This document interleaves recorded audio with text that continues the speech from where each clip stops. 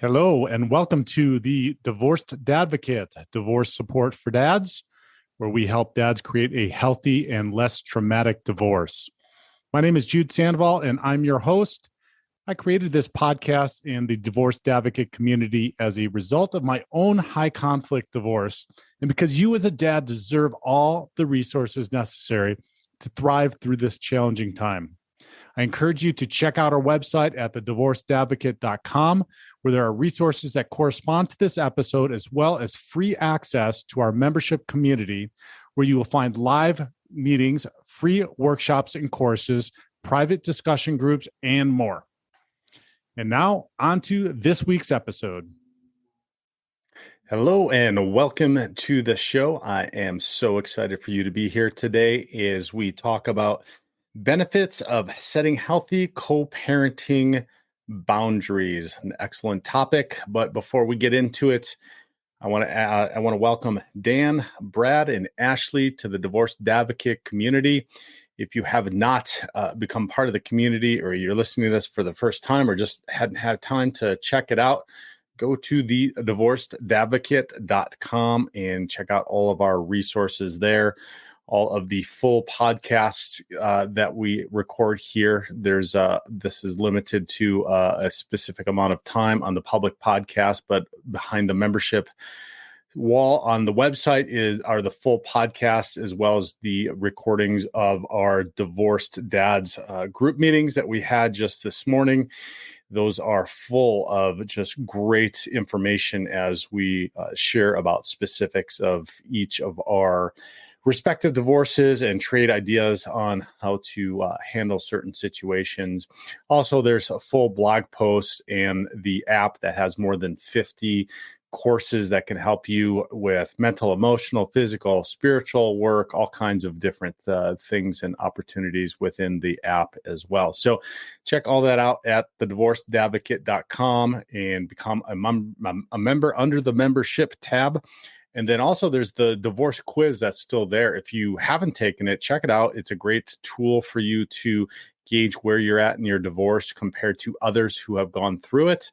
It'll give you some immediate results for you to look at. If you have taken it, if it's been a little bit of time or you're partway through, take it again and see where you're doing well and where you might need some improvement also. And if you want some help in interpreting those, if you go through the quiz and you take it and it sends me some information, you're going to get a link and an opportunity to schedule directly with me for us to review those results. So take advantage of some of those resources and get the help that you need and deserve.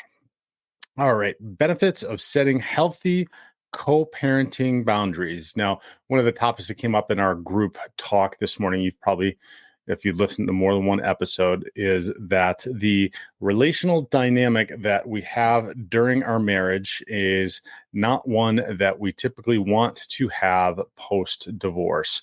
There's a reason why things didn't work out, and that relational dynamic has a great impact, or maybe even the specific reason as to why things didn't work out. And you don't want to perpetuate that into a post-divorce. So one of the things you can do, particularly if you are or have been similar to me in being codependent, is learning how to set boundaries, and learning how to set those in the context of co-parenting is incredibly difficult, but also it is different from setting those boundaries as you would have in your romantic relationship or in your marriage. So let's talk about some of the benefits of why you should be in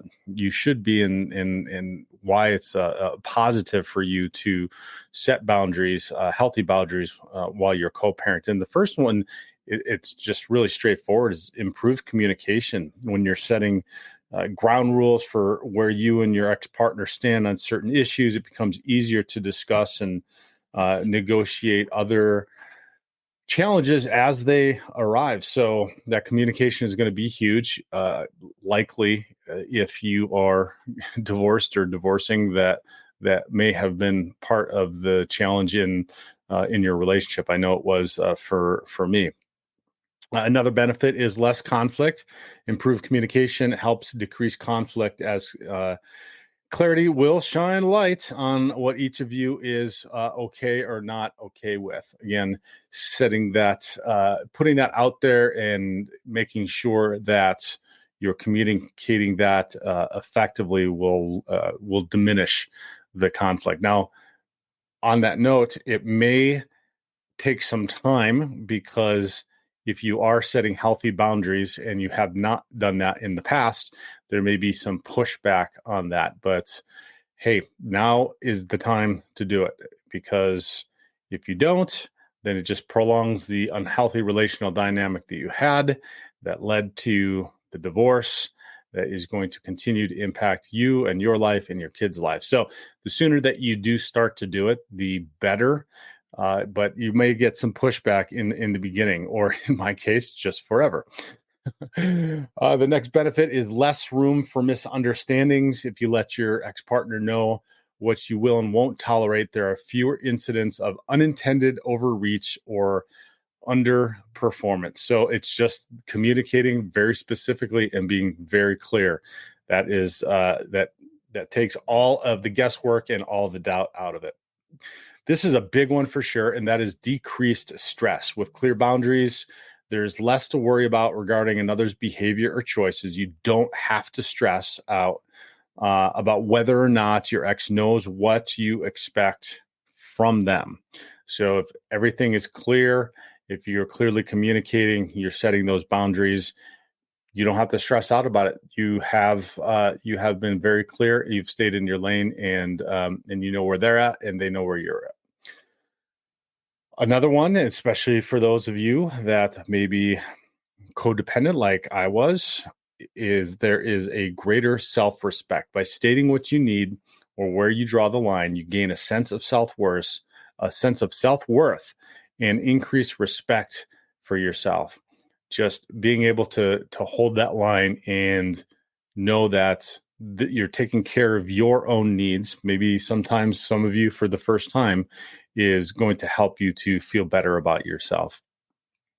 And that's also going to lead to less anger towards others. As you learn to set these boundaries, you recognize that everyone deserves to create boundaries, which helps decrease anger towards others for enforcing their own. So once you begin to recognize, and this was a huge thing for me in working on my codependency, was when I started to recognize that I have needs, and then I set boundaries around those needs, I began seeing everybody else in them setting their boundaries based upon what their needs are.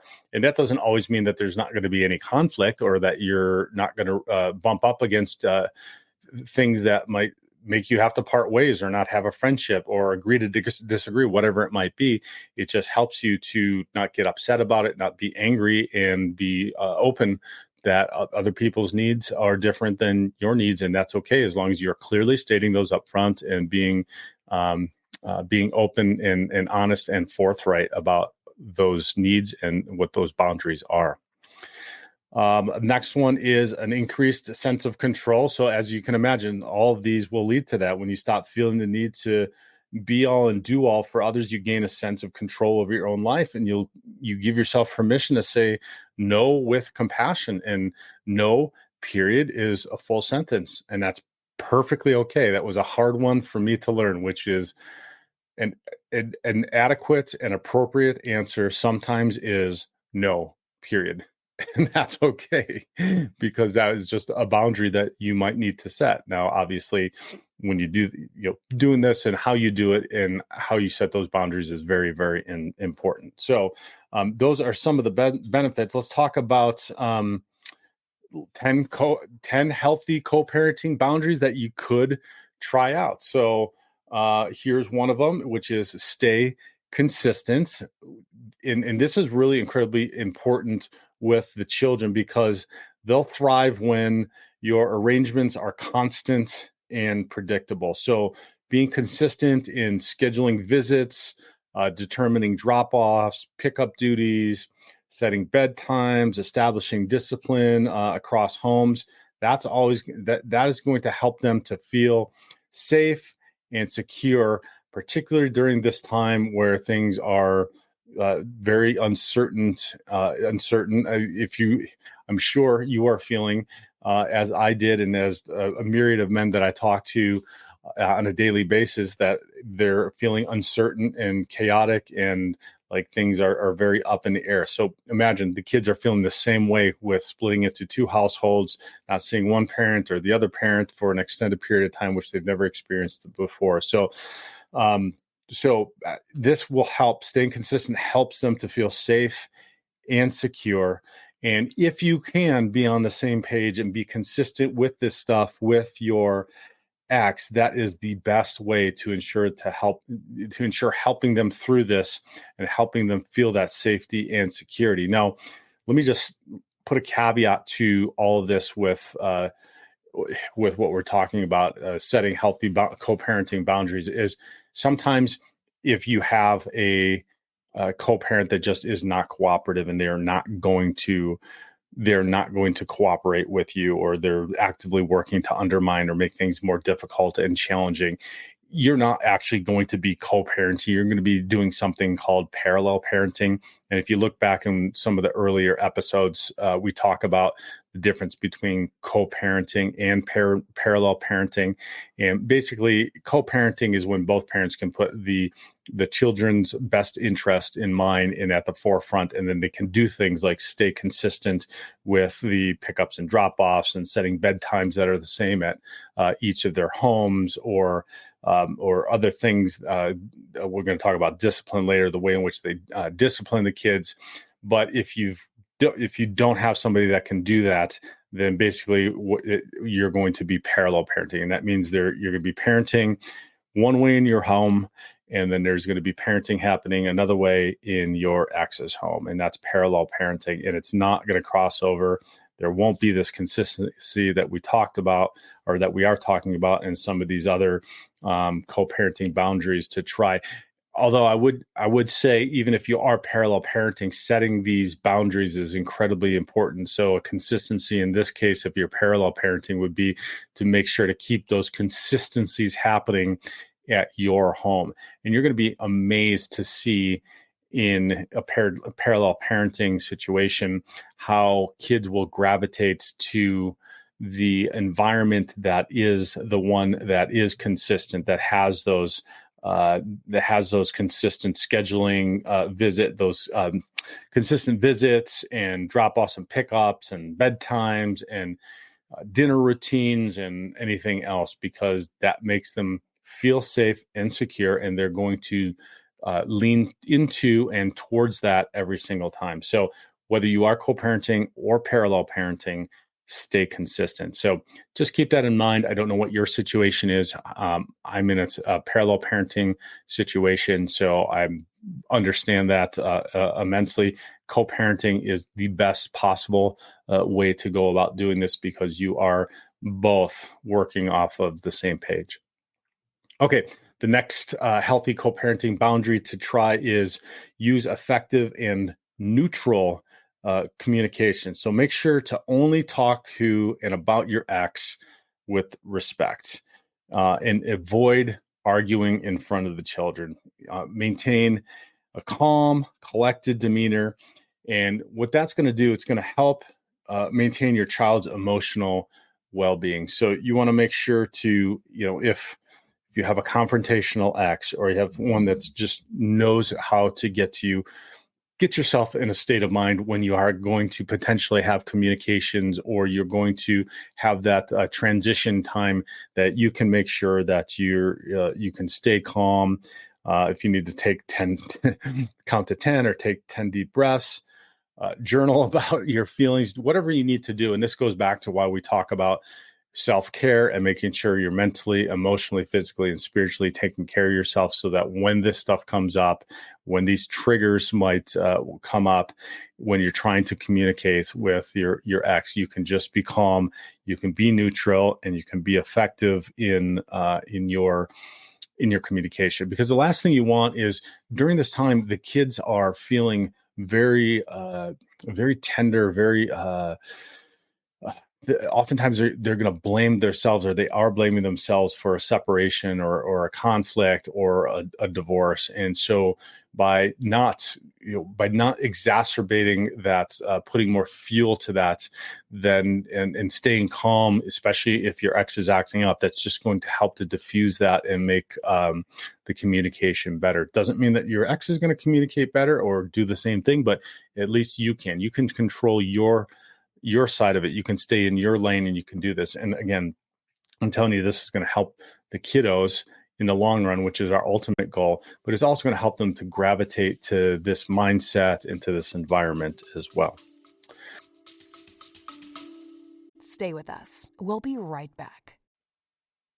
Hey, this is Jude with a quick reminder about the Divorced Advocate Foundation for Fathers, which is our nonprofit that helps dads through divorce with legal education, free or reduced cost coaching, and mental health resources. If you own a business or know someone who does, there's an easy way to help by connecting credit card processing through our partner program. Part of the fees go straight to the foundation with no added cost to the business, and 98% of businesses are actually able to save money on their processing fees. It's a win-win. So if you know a business that accepts credit cards, get them in touch with me by sending a warm introduction email to jude@thedivorcedadvocate.com or give me a call directly at 720-255-1021.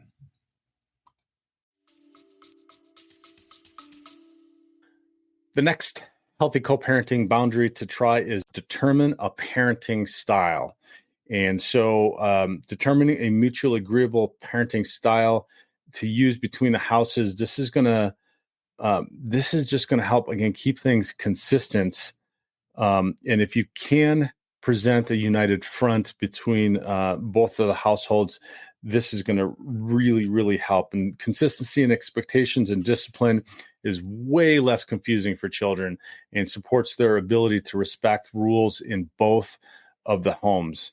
And so, again, if you're co-parenting and you can have a conversation around this, that is incredibly beneficial, and you can both agree on it.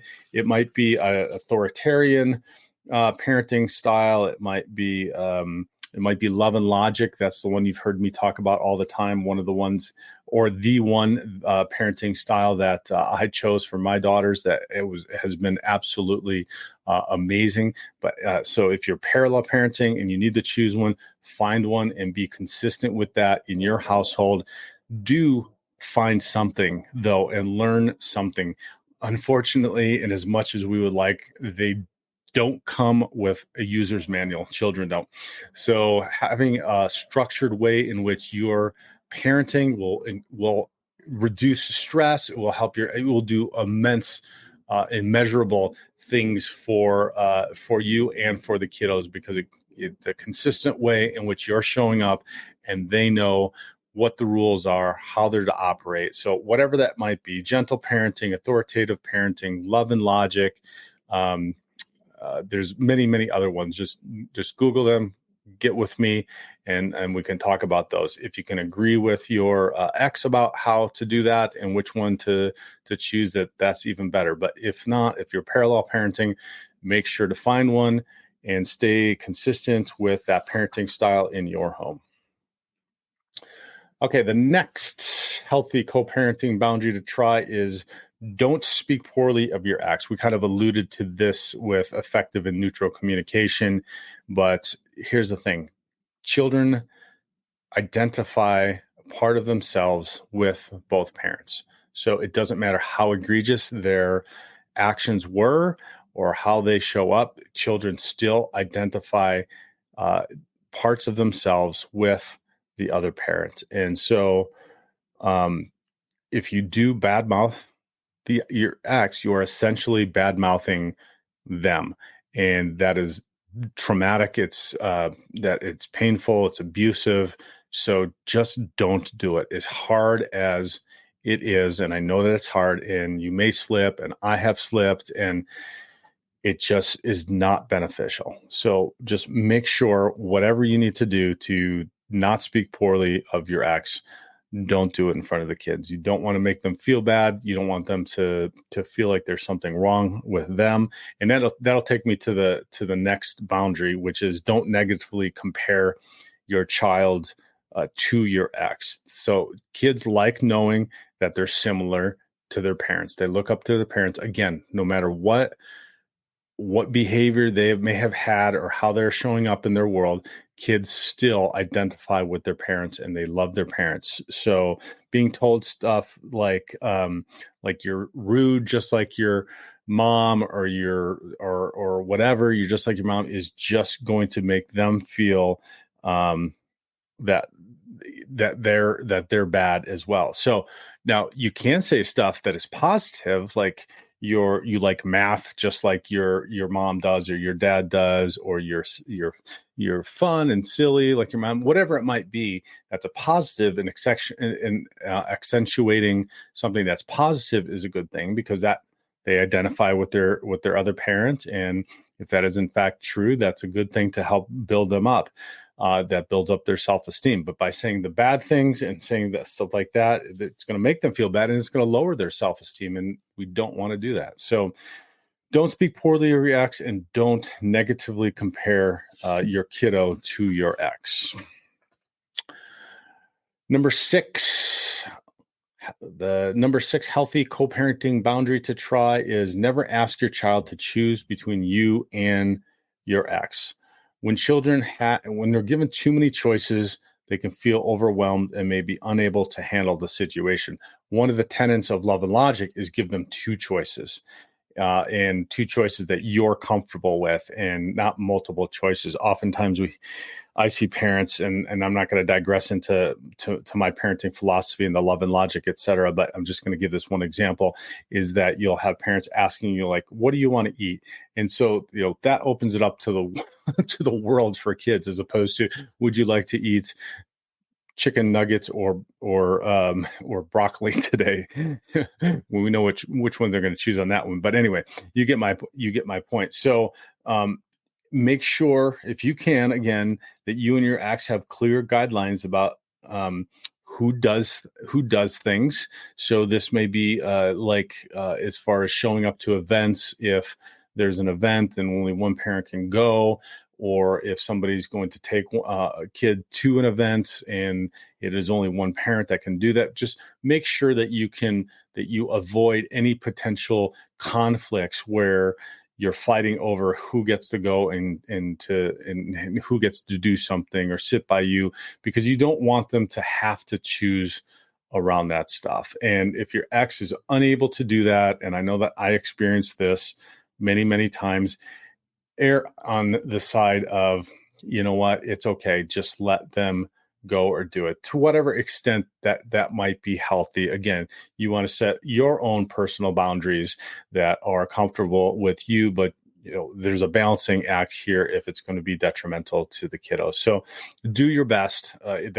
This probably would be a very challenging one in the circumstance of parallel parenting, particularly because the environments and the mindsets are completely different.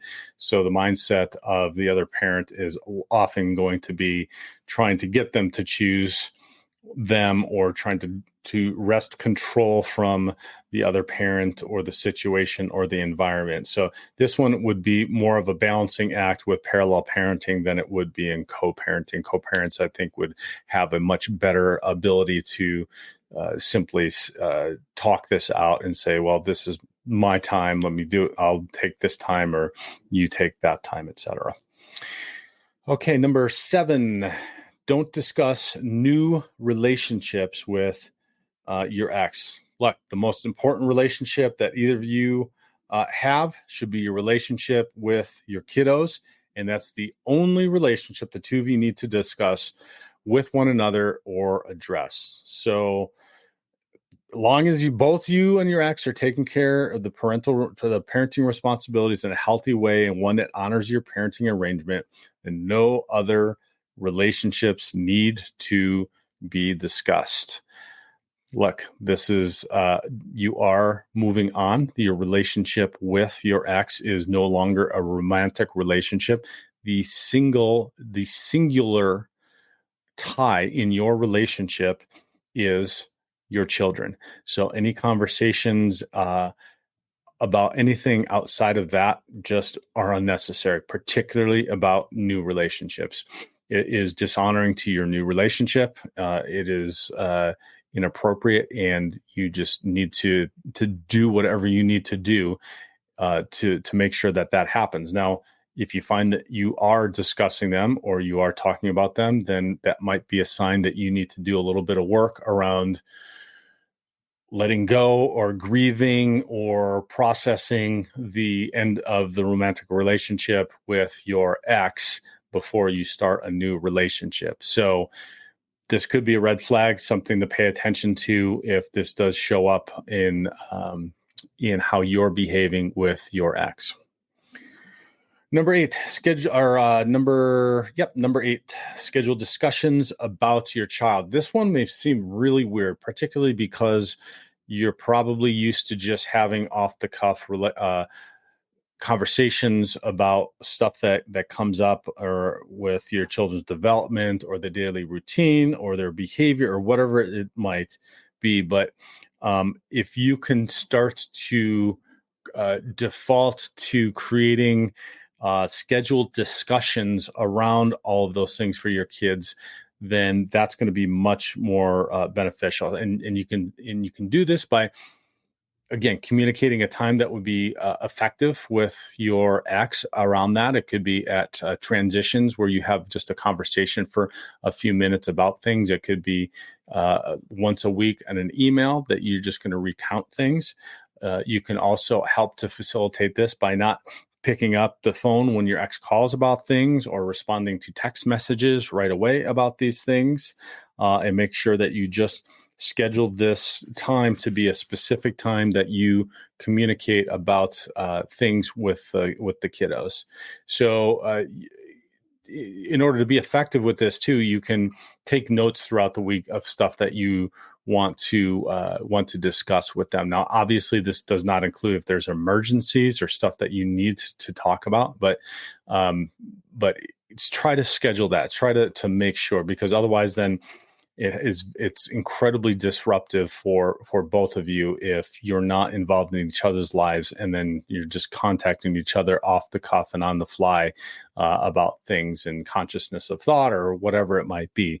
So schedule those discussions with your ex. Again, if you're parallel parenting, this might be harder. It might be you doing it, and you are the one that is just doing it once a week on a Friday in an email or at transitions, etc. But again, with the parallel parenting situation, you can only control your one side of it, and you can only stay in your lane. Number 9, healthy co-parenting boundary to try is keep your private life private. You only have to share information about your co-parenting responsibilities and child with your ex. Sharing too much or continuing the pre-divorce relationship can create stress and confusion for your children. Focus all engagement with your ex on the child's welfare and needs, not your stuff. Now, I alluded to this in this last one about scheduling your discussions, in the one just before, don't discuss new relationships, but this takes it to the next level, which is just keep all of your private life private. Again, your ex is not your pal or your buddy or your friend anymore. Unfortunately, that has ended with the end of your marriage. So make sure to keep things just about the kids. That is your common tie. That is your common thread with them. And it's just going to create less problems for the kids, because then there's interpretations, then especially if you're in a parallel parenting situation where the ex is going to be saying things or potentially saying things or bringing things up or misconstruing things or manipulating things. And you just don't need that. In the best of situations with co-parents, you just don't need to be sharing that stuff. Your life is your life. Their life is their life. Unfortunately, your life together did not work out, and that's just the way it is. You're not going to be completely separate from this person for a very long time, because your common thread is the kids. So stick with what your common thread is, which is your child's welfare and their needs, and not your stuff. Finally, the last healthy co-parenting boundary to try is keep your child's social life as similar as possible. Now, this is sometimes challenging, particularly since when we break up and we divorce, we'll see a lot of our common friends just either go away or choose sides. It's just a fact of divorce and how it happens. And so, but if you do have friends that will handle things in a mature manner and stay friends, especially if you have friends with kids that are friends with your kids, and you want to maintain those relationships, that can be very healthy and healing and helpful to the kiddos. And so, if you can prioritize the children's social reaction, or social connections and activities, even if the parent of one of the kiddos is maybe a friend with your ex, that can be really, really helpful and just provide that safety and security for your kids. Just definitely don't punish or limit their friendships or extracurricular activities out of spite to your ex, because you don't want them to know what's going, or just for whatever reason. Just don't do it.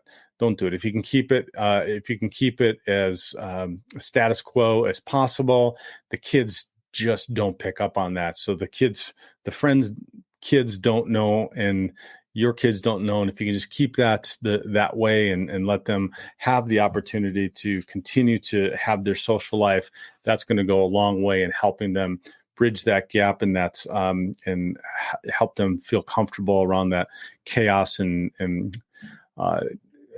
not knowing what uncertainty and not knowing what's going to be happening in the future. So try to do that as much as possible. Those are the 10 healthy co-parenting boundaries to try in order to, in setting healthy co-parenting boundaries. Now let's talk about, just briefly to wrap things up here, what not to do after setting these co-parenting boundaries. So, once you set them in place, don't break them unless there's a legitimate emergency or the boundary just isn't working. Okay. So this doesn't mean that you can't change what the boundaries are. You can't, some stuff just doesn't work and you want to try something new. So that's fine. But let's talk about just a few things to avoid after setting the co-parenting boundaries. And the first one is, don't fish for information from your child. Don't ask them to be a spy or a snitch on the other parents. Don't ask them just go directly to the other parents. And, that doesn't mean that you can't ask them about what's going on. Did they have a good time? Did they do anything fun this weekend or this week or whatever, to ask them like what's going on in their lives. Just don't ask specifically to try to get information about what's going on in the environment or with your ex. The other is revising resolved problems. So, the quote, kitchen sink arguers, which is digging up and bringing up old grievances, because that serves no purpose at all. Once you have agreed on a solution, just accept it. It's done and move forward. So don't revise, don't revise it. Don't come back to it. Now, again, in a parallel parenting situation, this might be something that you don't have control over whether or not they do this. Just make sure that you don't do this. Another thing not to do after setting co-parenting boundaries is try to squeeze your ex out of your child's life. So we see this all the time in the parallel parenting. It's probably more prevalent with a co-parent. It will be obvious that they're putting their kids' best interest in mind if they are facilitating and encouraging a relationship with you. So this is most definitely not a thing that will happen in a healthy co-parenting relationship, maybe more so in a parallel parenting relationship. But once you've created that mutually agreeable parenting plan, don't try and shift it in your favor. Allow your ex to have as much access to your kid's world as the agreement provides, and within regard to and respect to your family plan and what you've got going on in your schedule and your environment as well. Another one is overwhelming. Do not overwhelm your ex with constant contact. Respect your child and your ex. Don't try to micromanage or hover over their time together, and hold discussions until your scheduled communication time. So this is one that I get a lot in my parallel parenting circumstance, which is just nonstop communications about stuff when my daughters are with me. So it's just, if you can stick to that scheduled way in which you communicate, and it's very similar to how you might do it in your work environment. You schedule a time to check your emails, you schedule a time to return phone calls, you schedule a time to make phone calls, you block out this time for whatever it might be to do your work. It's the same in your personal life, particularly with the kiddos and in this co-parenting relationship. So if you stick with that, blocking things out, you're not going to forget things. You'll be able to effectively communicate more and not create upset for yourself or your ex. So don't overwhelm them with constant contact. And the last one, and we mentioned this a little bit earlier, which is don't refuse to be flexible in emergencies. Again, if you're a good co-parent, you have these healthy boundaries that we're talking about, then you are going to be okay and flexible in knowing that you're putting the kid's best interest at the forefront. But during a parallel parenting, this is where this might be a little more challenging. And again, you can only control what you do. So make sure not to be inflexible during emergencies, because you want to make sure that your kids get the care that they need. I know if you're listening to this, that's probably not an issue. So, but it needs to be said nonetheless. All right. Those are the benefits of setting healthy co-parenting boundaries. I hope that you found some value in all that we talked about today. If you did, stop right now, please, and give us a comment in whatever social media platform you're on. The comments about the show are incredibly helpful, and they go a long way in getting other dads to stop and listen in to one or more of the episodes. Also, give us a star rating or share this on your social media with other dads that you know that are going through or are just post-divorce or even contemplating divorce. Go to the website, check out all the resources there, and become a member if you have not already. And I will talk to you next week. Thank you so much. God bless. To hear the rest of this episode and access the corresponding resources, visit thedivorcedadvocate.com and become a member of our community. It's free to join and will provide you with the resources you deserve as a divorced or divorcing dad. Thank you for listening. God bless, and I'll talk with you next week.